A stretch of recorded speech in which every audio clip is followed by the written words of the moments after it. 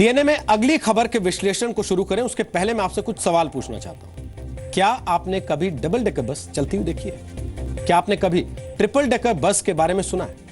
मुझे यकीन है आप में से ज्यादातर दर्शक ऐसे होंगे जिन्होंने कभी न कभी या तो ऐसी बसों में सफर किया होगा या फिर ऐसी बसों के बारे में पढ़ा सुना जरूर। लेकिन आज मैं आपको ट्रिपल डेकर वॉर रूम में लेकर चलूंगा। सुनने में ये आपको बड़ा अजीब लग रहा होगा, लेकिन आप इसे 21वीं सदी में जेम्स बॉन्ड की फिल्मों के स्टाइल में बना वॉर रूम भी कह सकते हैं। हालांकि इस खबर के वीडियो विश्लेषण से पहले दो तस्वीरें आपको देखनी चाहिए।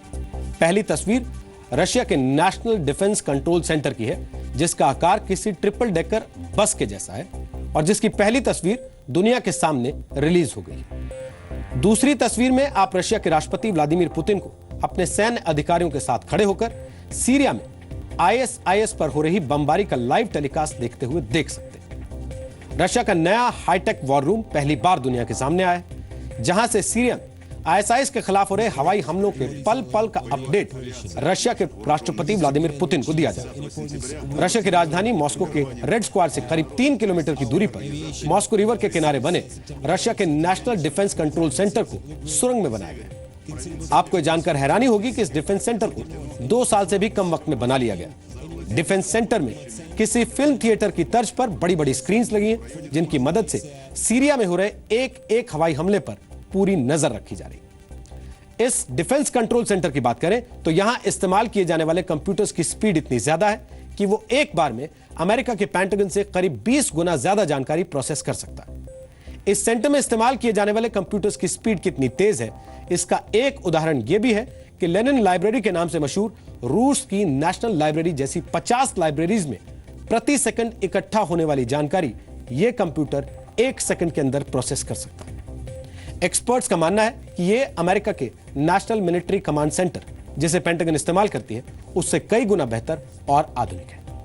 आपको बता दें कि रशिया के विमान हादसे के बाद जब इसकी बात की पुष्टि हो गई थी कि उस विमान को आईएसआईएस के आतंकवादियों ने विस्फोटक की मदद से उड़ाया है, उसके बाद रशिया के राष्ट्रपति व्लादिमीर पुतिन ने इसी कमांड सेंटर में आकर आईएसआईएस के खिलाफ होने वाले ऑपरेशन को हरी झंडी दी थी। इसलिए आज आपके लिए यह जानना बेहद दिलचस्प होगा कि कैसे इस ट्रिपल डेकर वॉर रूम में बैठे बैठे व्लादिमीर पुतिन इंसानियत के दुश्मनों की मौत का लाइव टेलीकास्ट देख रहे हैं।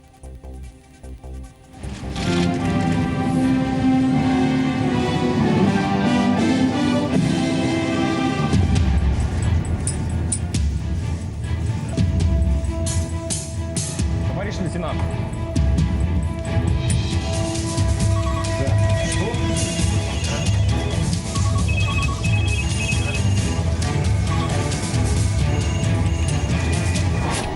सीरिया में हवाई हमले, मॉस्को में लाइव टेलीकास्ट।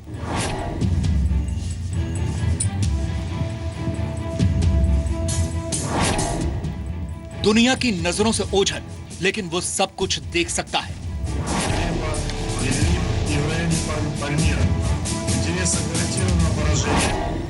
पुतिन का triple decker war room. ISIS के आतंकवादी जहां भी छिपे हों, मार देंगे।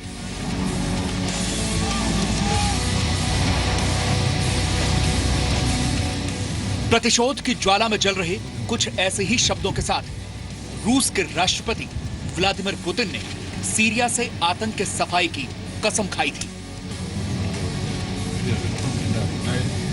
लेकिन पुतिन सिर्फ कहने में यकीन नहीं रखते, वो करते भी हैं और उसका लाइव टेलीकास्ट भी देखते हैं।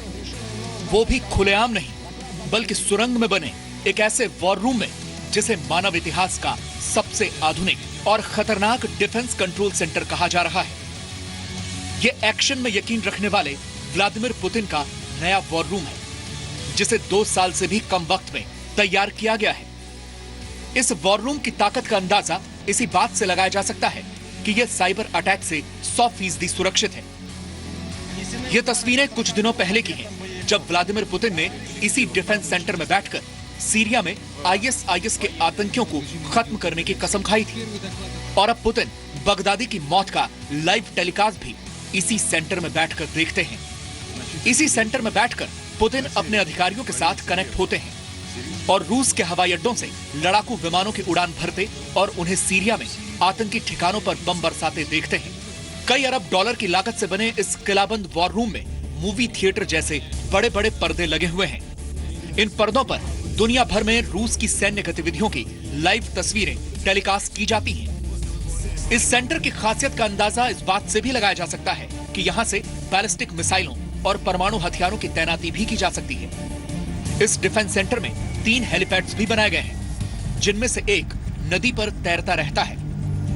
कर्मचारियों की बात करें तो इस डिफेंस सेंटर में 1000 से ज्यादा लोग रोटेशन सिस्टम पर काम करते रहते हैं।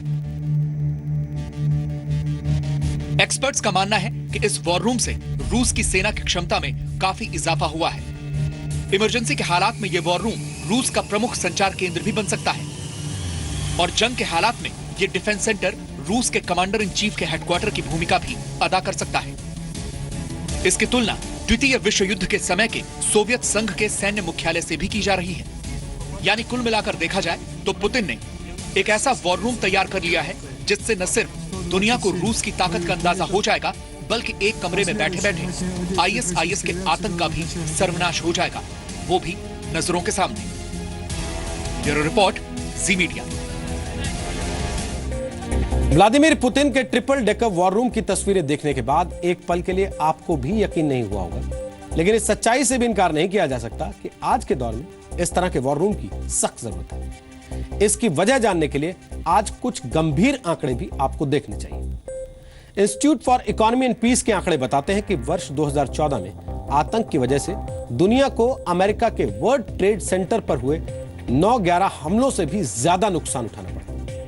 9/11 यानी 9/11 पर हुए हमलों की वजह से जहां 51.5 अरब यूएस डॉलर्स का नुकसान हुआ था, साल 2014 में हुए आतंकवादी हमलों की वजह से 52.9 अरब यूएस डॉलर्स का नुकसान दुनिया को झेलना पड़ा। आपको जानकर हैरानी होगी कि आतंकवाद की वजह से दुनिया भर में हुए नुकसान का आंकड़ा बुल्गारिया की जीडीपी के बराबर है। वर्ष 2000 की तुलना में वर्ष 2014 में दुनिया भर में आतंकवाद की वजह से मारे गए लोगों की संख्या 10 गुना बढ़ चुकी है। आतंकवादी संगठन आईएसआईएस कितना खतरनाक हो चुका है, इसका अंदाजा इसी बात से लगाया जा सकता है कि उसने वर्ष 2014 में तालिबान के मुकाबले कहीं ज्यादा हैवानियत दिखाई। यूनिवर्सिटी ऑफ मैरीलैंड की तरफ से जारी ग्लोबल टेररिज्म डेटाबेस के मुताबिक वजूद में आने के बाद शुरुआती 4 वर्षों में आईएसआईएस ने 12,500 लोगों की जान ली, जबकि तालिबान ने 14 वर्षों में 14,248 लोगों को मौत के घाट उतारा। तालिबान और आईएसआईएस कितने खूंखार आतंकवादी संगठन है, इसका एक छोटा सा उदाहरण यह भी है कि वर्ष 2014 में ये दोनों आतंकवादी संगठन दुनिया भर में हुई कुल मौतों में 51% की हिस्सेदारी रखते हैं। और इस बीच खबर यह भी है कि पश्चिम बंगाल के हावड़ा में अचानक इंटरनेट पर आतंकी संगठन आईएसआईएस की खोज करने वालों की तादाद बढ़ गई है।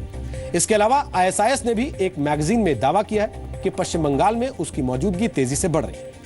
आपको दिखाते हैं कि कैसे आईएसआईएस लगातार भारत के लिए भी एक चुनौती बनता जा रहा है।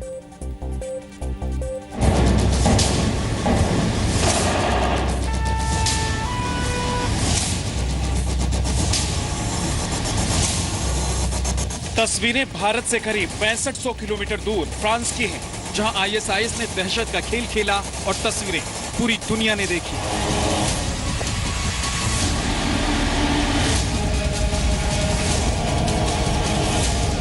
लेकिन आईएसआईएस की काली परछाई का भारत में दिखाई देना भी अब आम बात है। आतंक के इस झंडे का साया पहले तो सिर्फ कश्मीर तक सिमटा हुआ था, लेकिन परेशान करने वाली खबर यह है कि पश्चिम बंगाल में भी आईएसआईएस की मौजूदगी के सबूत मिल रहे हैं। खुफिया एजेंसियां मान रही हैं कि पश्चिम बंगाल में बगदादी के ऑनलाइन रिक्रूटमेंट सेल के साथ साथ रिक्रूटर भी सक्रिय हैं। सुरक्षा एजेंसियों ने दावा किया है कि पश्चिम बंगाल में आईएसआईएस की फिजिकल रिक्रूटमेंट शुरू हो चुकी है। खबर है कि आईएसआईएस ऑनलाइन रिक्रूटमेंट शुरू कर चुका है और वो 2 तरह से युवकों को उकसा रहा है। पहला, ऑनलाइन रिक्रूटमेंट के जरिए आईएसआईएस युवकों को सीरिया या इराक बुला रहा है।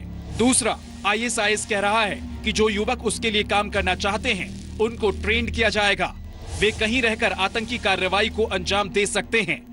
दरअसल ये इंटरनेट के थ्रू इन्होंने रिक्रूटमेंट का अभियान चलाया हुआ है। ये लोग जो जा रहे हैं उनका संबंध इंडियन मुजाहिदीन से हो सकता है उनका संबंध लश्कर तोयबा से हो सकता है, उसका संबंध पाकिस्तान के ISI से हो सकता है, और ये एक कनेक्शन है। दरअसल ISIS ने कैलिफेट इज बैक टाइटल से एक ऑडियो मैसेज बांग्ला में पोस्ट किया है, जिसमें मुस्लिम युवाओं को ISIS ज्वाइन करने की अपील की गई है। कोलकाता से सटे हावड़ा में इंटरनेट पर ISIS से जुड़ी बातें ज्यादा पढ़ी जा रही हैं। इसके अलावा देश का ये चौथा शहर है जहां इंटरनेट पर लोग ISIS के बारे में ज्यादा खोजबीन कर रहे हैं। श्रीनगर, गुवाहाटी, महाराष्ट्र का चिंचवाड़ और पश्चिम बंगाल का हावड़ा, ये वो शहर हैं जहां ISIS के लिए ऑनलाइन ज्यादा सर्च होता है। जम्मू कश्मीर में इस साल कई मौकों पर ISIS के झंडे देखे गए हैं और ऐसे झंडे रखने वाले युवकों को सर्विलांस पर भी रखा गया है। लेकिन अब पश्चिम बंगाल में ISIS की धमक चिंता पैदा करती है। ISIS ने अपनी पत्रिका में लिखा है कि बंगाल सदियों से यूरोपीय सभ्यता और हिंदू सभ्यता के असर से कमजोर होता रहा है। आज बंगाल केवल अल्लाह पर भरोसा कर रहा है। शेख अब्दुल रहमान और दूसरे मुजाहिदों की वजह से बंगाल के मुसलमान एक मंच पर इकट्ठा होने लगे हैं, जो कुरान, सुन्नत और सलाह पर आधारित है। अपनी पत्रिका में ISIS ने दावा किया है कि उसकी मौजूदगी ट्यूनीशिया से लेकर बांग्लादेश तक है। कुछ दिनों पहले बांग्लादेश की राजधानी ढाका में सेक्युलर ब्लॉगरों की हत्या को IS ने अपनी मौजूदगी के तौर पर साबित भी किया है। रक्षा मंत्री मनोहर पर्रिकर ने भी कहा है कि आतंकी इंटरनेट का इस्तेमाल तेजी से कर रहे हैं। They use internet to ensure a lot of recruitment and support, and they are the one of the best user of internet technology for promoting their cause. दरअसल कुछ दिन पहले होम मिनिस्ट्री ने भी जिन 5 राज्यों में ISIS के खतरे की एडवाइजरी जारी की थी, उसमें बंगाल और असम का नाम भी शामिल था। खास बात यह है कि नए खुलासे में इंटरनेट के जरिए आतंक को तेजी से बढ़ावा देने की बात सामने आ रही है। खुद प्रधानमंत्री मोदी ने भी मलेशिया यात्रा के दौरान इस पर चिंता जाहिर की। We need to support our parents, communities and religion scholars, and we have to make sure that internet does not become a recruiting ground. Bharat के लिए ISIS इसलिए भी चुनौती बन रहा है कि दुनिया भर के मंचों पर खुद प्रधानमंत्री मोदी आतंक के खिलाफ एकजुटता का आह्वान कर रहे हैं।